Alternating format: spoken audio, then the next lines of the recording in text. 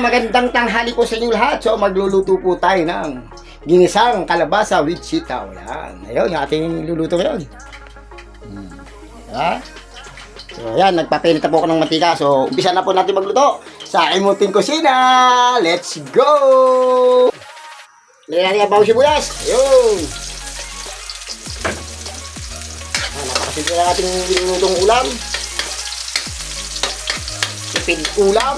Swak sa budget, yung ating recipe ngayon, ginisang kalabasa at sitaw with giniling. Yan. So mga ito, bisa natin ating giniling yan. Argentina, so yan. Sarap po ito mga Chris, mga whitey, so i-try nyo na.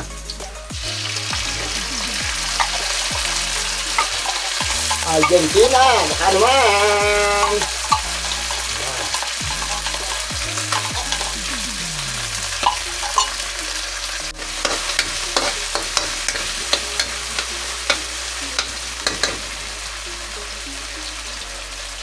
Lagyan natin patis.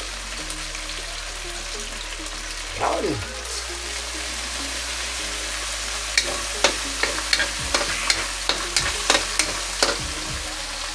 Kalabasa. Yan.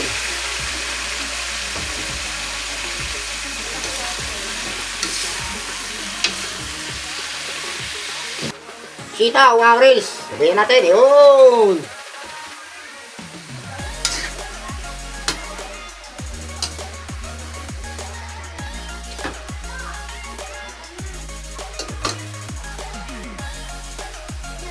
Kaya natin ng tubig. Ayan. Karils, lagyan natin ng garlic powder. Medyo maanghang kasi ito, kaya hindi na tayo maglalagay ng paminta mga karils. Ayan. Lagyan natin. Ayan. Ating pambalanse sa ating mga niluluto. Asukal. So, ayan yung sikreto ng aking mga niluluto. Talagang hindi po ako nagpapawalan yan. Ayan yung aking pambalanse sa akin lahat ng aking niluluto at para lalong sumarap yung aking mga niluluto. Yun, shoutout to kay Idol Sir. Katoto Jam Paul, shoutout po sa'yo, sir. Yan.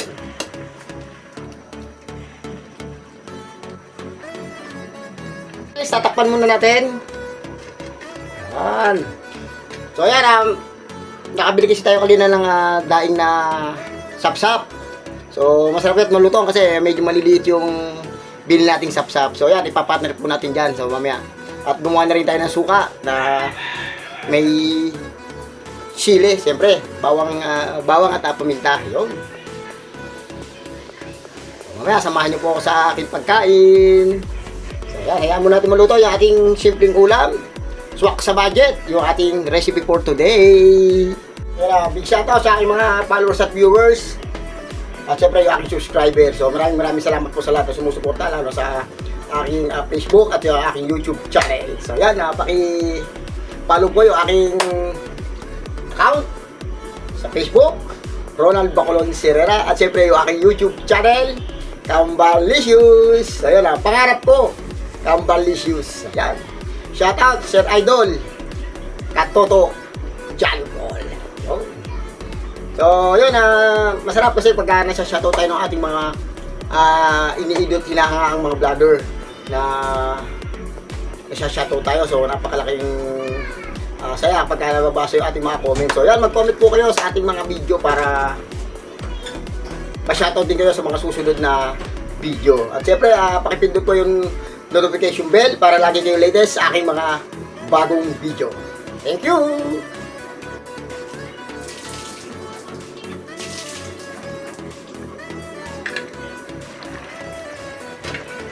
Halo-haloy muna natin mga kalis para makaka-white malapit na buluto. So maganda yung kasi yung hotcook lang yung ating gulay para mas masarap.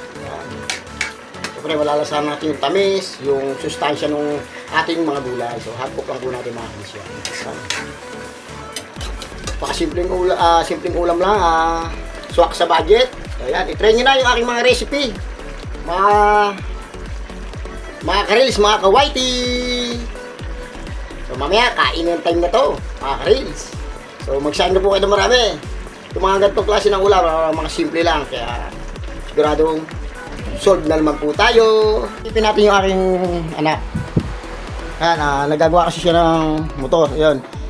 So, gamit yung isang Honda 125, yung talagang sinervice ng aking isang anak. At syempre yun, inaayos na po ng aking anak. Yan.